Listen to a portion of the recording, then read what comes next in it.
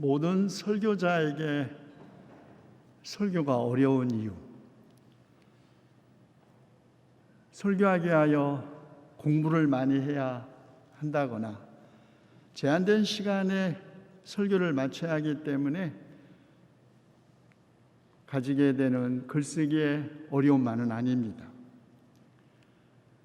모든 설교자에게 설교가 가장 어려운 이유, 자기가 하는 설교의 청중이 그 누구도 아닌 바로 자기 자신이기 때문이죠. 우리 교회는 북미주 교회가 함께 사용하는 이른바 교회 되겠다는 세보문 설교를 합니다. 그런 점에서 모든 설교 어려운 일이지만 유난히 오늘 우리에게 주어진 서신의 말씀 야고보서는 진실로 설교자에게 두렵고 떨리는 말씀이 아닐 수 없습니다. 그래서 저는 제 은퇴가 기다려집니다. 은퇴하면 사람은 이렇게 살아야 한다느니, 사람은 마땅히 이런 일을 해야 한다느니, 그런 걸 가르치는 인생학교, 교회학교, 설교자가 받을 그 심판 조금은 더 덜해질 것 같기 때문입니다. 저같이 가르치는 직업을 가진 사람이 경계할 직업병이 있죠. 자기가 가르치는 대로 자기는 살지 않으면서 다른 사람은 이렇게 살아야 한다고 주장하는 언행 불일치 말입니다. 이런 사람은 기억력이 없거나 자기 반성에 무딘 사람입니다. 다른 직업병은 다른 사람들을 끊임없는 가르침의 대상으로만 생각하는 것입니다. 자신은 항상 옳고 다른 사람을 지도해야 한다는 생각이 지나쳐 마침내 자기 의에 사로잡히고 끊임없이 다른 사람을 순례의 동반자가 아니라 대상화하게 되는 것이죠. 겸손이 없는 사람입니다. 그래서 야고보서 저자는 특별히 인생학교인 교회 안에서는 가능한 선생이 되려고 하지 말라고 권고하면서 가르치는 사람이 더 큰 심판을 받을 것이라고 경고합니다. 야고보의 이런 경고의 배경에는 당시 야고보 교회 공동체 안에 그리스도인의 자유에 대한 사도 바울의 설교와 관련한 격렬한 논쟁과 다툼이 있습니다. 야고보는 교회 안에서 일어나는 사랑이 결여된 논쟁을 매우 유감스럽게 생각했고, 그리고 그런 대부분의 논쟁과 갈등은 결국 말 실수에서 온 것이니 말에 끌려다니지 말고 말을 부리라고 그렇게 권면하고 있습니다. 그러나 사랑하는 성도 여러분, 어떻게 사람이 살면서 말 실수 한 번 안 하고 살 수 있겠습니까? 인간이 아니겠죠.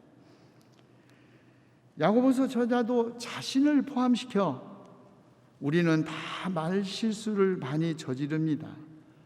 누구든지 말에 실수가 없는 사람은 온 몸을 다스릴 수 있는 온전한 사람입니다. 말한 것이죠. 성인군자가 아닌 다음에야 우리같이 평범한 인간이 말 실수하지 않고 산다는 건 참으로 어려운 일입니다.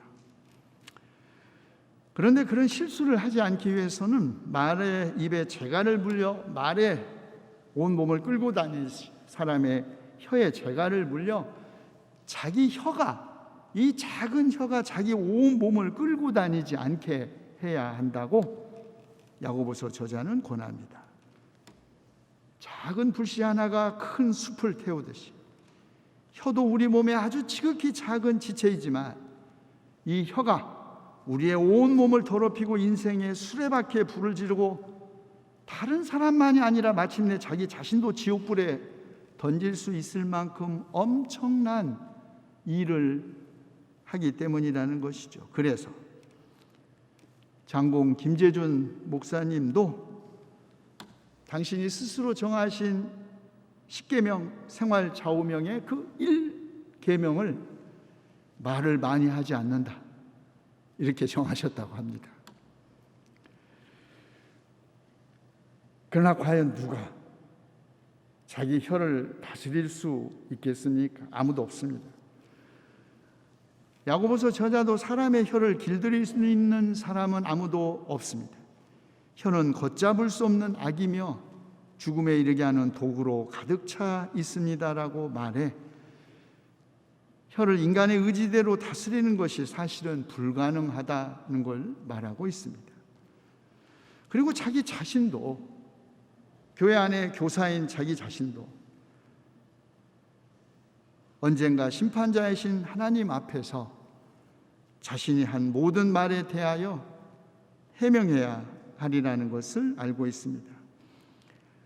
야고보서 저자는 이런 권면으로 교회 안에서 저같이 특히 가르치는 위치에 있는 사람들의 말에 실수가 없어야 한다고 경고한 것입니다. 그러니 얼마나 무섭고 두려운 경고입니까? 그런데 여기서 야고보서 저자가 말하는 말 실수는 사람이 모르고 잘못 가르친 것이나 언행 불일치의 단순한 실수를 말하는 것이 아닙니다. 모르고 홧김에 하는 것이야 실수에 불과한 것이죠. 야고보서 저자가 말하는 걷잡을 수 없는 악, 죽음에 이르게 하는 도구로 가득 찬 혀, 그것은 화를 못 참거나 실수해서 혹은 자기 이렇게 실수가 아니라 매우 의식적이고 의도적으로 한 입 가지고 두 말 하는 것을 의미합니다. 한 혀로 하나님을 찬양하고 그 같은 혀로 다른 사람을 저주하는 것, 한 구멍에서 단물과 쓴물을 함께 내는 샘과 같은 그런 혀, 그 혀를 말하는 것이죠. 바로 여기에서 인간의 혀가 가진 악마적인 모순이 드러납니다. 그리고 이 모순, 우리는 자신의 고난과 죽음을 처음으로 제자들에게 예고하신 예수님과 베드로의 대화에서 다시 확인합니다. 사건은 빌립보의 가이사라에서 일어납니다. 갈릴리 호수에서 약 25마일 북쪽에 떨어져 있는 이 도시의 옛 이름은 파니아스, 헬라의 신 이름인 판에서 왔습니다. 헤롯 대왕의 아들이자 분봉왕이었던 빌립은 아우구스투스 황제를 기념하여 이 도시의 이름을 가이사라라고 바꿨습니다. 그의 아버지인 헤롯 대왕은 백색 대리전 거대한 신전을 건축하여 아우구스투스 황제에게 헌정했고, 아우구스투스는 이 신전에서 신으로 추앙되었습니다. 이에 대한 저항으로 유대인들의 봉기가 여러 차례 있었지만 로마 제국의 군대는 압도적인 무력으로 황제 숭배 거부했던 유대인들을 학살했습니다. 그뿐이 아니라 주후 66년에 시작된 이른바 유대전쟁에서 유대전쟁에 파병한 베스파니우스 황제 장군 후에 황제가 되죠. 베스파시아누스 장군에 의해서 폭력적으로 진압된 곳입니다. 자, 황제 숭배와 민중 봉기, 학살과 전쟁으로 얼룩진 이 이방 도시에서 그러면 구세주는 누구냐? 누가 메시아냐? 로마 제국의 황제가 신으로 숭방됐고 그가 곧 구세주라고 믿어진 이 도시의 한복판에서 누가 진정한 그리스도인가? 라는 질문은 진실로 위험한 질문이었죠. 베드로는 선생님은 그리스도이십니다 라고 고백합니다. 베드로가 과연 어떤 그리스도 구세주 상을 마음속으로 생각하고 있었는지는 모르지만 당시 유대사에서 기대된 메시아 상이나 그 후에 예수님의 질책으로 미루어 우리는 베드로가 분명히 다윗 왕조의 회복을 가져올 정치적 메시아 혹은 아론과의 제사장적인 그런 메시아 구세주를 생각했을 것입니다. 그리고 예수께서 예루살렘에 입성하면 나도 분명히 뭔가 한 자리 할 거야, 이렇게 기대했겠죠. 그러나 예수님은 제자들에게 엄중히 경고하시면서 자기에게 대하여 아무에게도 말하지 말라고 하시면서 인자가 반드시 고난을 받고 장로들과 대제사장들과 율법학자들에게 배척을 받아 죽임을 당하고 나서 사흘 후에 살아나야 한다고 말씀하십니다. 신학적으로 이른바 메시아의 비밀이라고 알려진 이 첫 번째 순환 예고 사건이죠. 이 말을 들은 베드로, 예수님을 바짝 잡아당기며 그에게 항의했다고 합니다. 베드로가 받았을 충격과 그의 항의 충분히 이해할 만합니다. 자기의 온 집과 재산과 가족을 다 버리고 예수님을 따라 나선 이 길의 마지막이 영광의 길이 아니고 고난과 십자가 죽음이라니 받아들이기 쉽겠습니까? 고난받는 메시아? 베드로는 이해할 수 없었을 것입니다. 아니, 그런 메시아 받아들이고 싶지 않았을 것입니다. 그러자 예수님 베드로에게 사탄아 물러가라. 너는 하나님의 일을 생각하지 않고 사람의 일만 생각하는구나. 꾸짖으시죠. 그리고 제자들을 모두 불러 나를 따라오려고 하는 사람은 자기를 부인하고 자기 십자가를 지고 나를 따라오느라. 누구든지 제 목숨을 구하고자 하는 사람은 잃을 것이요 누구든지 나와 복음을 위하여 제 목숨을 잃는 사람은 구할 것이라고 말씀하십니다. 우리를 놀라게 하는 것은 예수께서 그의 제자 베드로를 사탄이라고 부르신 것입니다. 우리는 흔히 사탄을 인격화된 악의 실체로서 사람의 마음속에 들어가 나쁜 생각을 불러일으키거나 악한 행동으로 이끄는 어떤 충동적인 세력이라고 생각하지요. 그러나 사탄은 무슨 뿔 달리고 축열된 눈을 갖고 날카로운 송곳니와 갈퀴 같은 손톱을 가진 그런 귀신 같은 존재가 아닙니다. 사람이 곧 사탄이죠.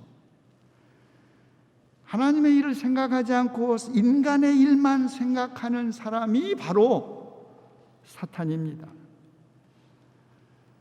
하나님의 형상대로 지음을 받은 피조물인 인간, 하나님이 보시기에 참으로 좋았던 인간이 어떻게 동시에 사탄이 될 수 있단 말입니까? 이것이야말로 진실로 인간성의 모순이고 악의 모호함입니다. 우리가 천사가 될 수도 있고 우리가 사탄도 될 수 있는 이 가능성 앞에 우리가 놓여 있다는 것, 그것이 우리 인간 실존의 불안이죠. 그러나 이 불안과 두려움 극복될 수 없는 것은 아닙니다. 마치 인간의 혀가 걷잡을 수 없는 악 죽음에 이르게 하는 도구로만 가득 차 있는 것이 아니듯이 여러분, 사람을 죽이는 혀도 있지만 사람을 살리는 혀도 있습니다. 인간관계를 원수관계로 만드는 말도 있지만 천냥빚도 다 갚을 수 있는 말 한마디도 있는 법입니다. 그렇다면 혀를 잘 다스려서 우리가 실수를 하지 않고 인생의 수레바퀴를 불태우지 않으면서 오히려 생명의 길을 갈 수 있는 길은 어디에 있을까요? 예수님은 제자들에게 자기를 부인하고 자기 십자가를 지고 나를 따라오라고 하셨습니다.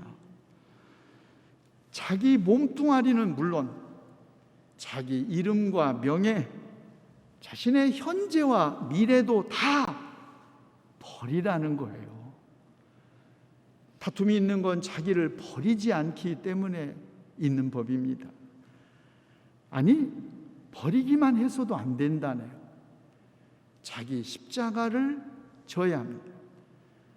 자기 부인이 초래하는 고통과 고난을 짊어져야 한다는 말입니다. 쉬운 일이 아니죠. 그러나 주님의 이 말씀 부끄럽게 여기고 그저 자기 몸뚱아리 하나, 자기 명예, 자기 자존감 하나 구하고자 하는 사람 반드시 잃을 것이지만 그리스도와 그의 죽음을 위하여 자기 목숨을 잃는 사람 반드시 구할 것입니다. 비록 지금 여기에서는 모든 것을 잃는 것 같아도 종말의 때 반드시 되찾을 것이라는 약속입니다. 이스라엘의 지혜 문학인 잠언은 지혜의 책망을 듣고 회개하는 길이 있다고 가르칩니다. 그러나 이스라엘 사람들은 지혜의 충고를 무시하고 책망을 받아들이지 않았습니다. 결과는 재앙이었죠. 사람들이 깨닫기를 싫어하고 주님 경외하기를 즐거워하지 않으며 주님의 충고를 받아들이지 않고 주님의 책망을 업신여긴 탓이었습니다.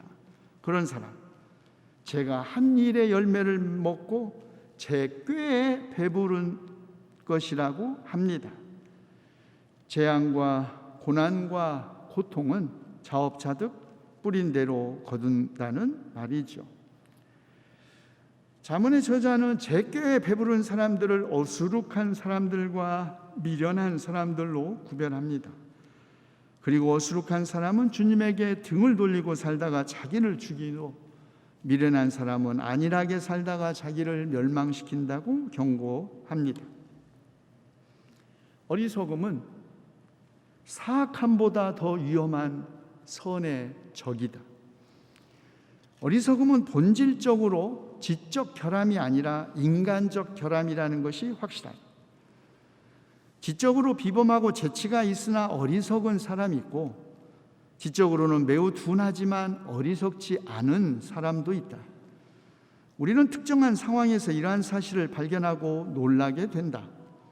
그 경우 우리는 어리석음이 천성적 결함이라기보다는 일정한 상황에서 어리석게 되는 것, 즉 자신을 어리석게 만드는 것이라는 인상을 받게 된다. 디트리히 보네퍼가 감옥에서 한 말입니다. 히틀러에 저항했다가 목숨을 잃은 젊은 신학자였죠.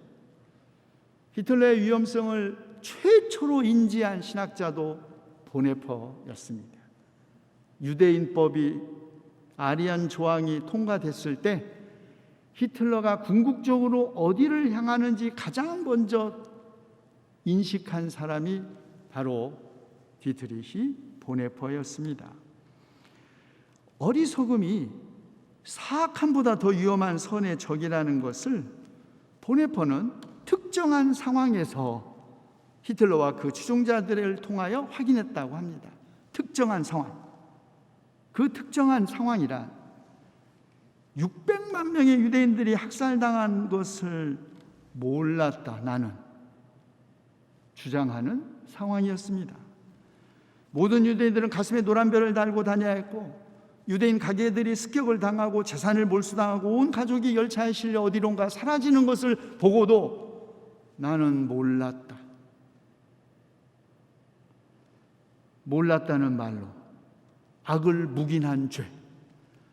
나는 그냥 시키는 대로 했다고. 시키는 대로 했을 뿐. 악에 저항하지 않은 죄를 정당화하는 것이야말로 한나 아렌트가 말한 악의 평범성이자 보네퍼가 말하는 사악함보다 더 위험한 선의 적이라는 것이죠. 어리석음, 사악함보다 더 악합니다.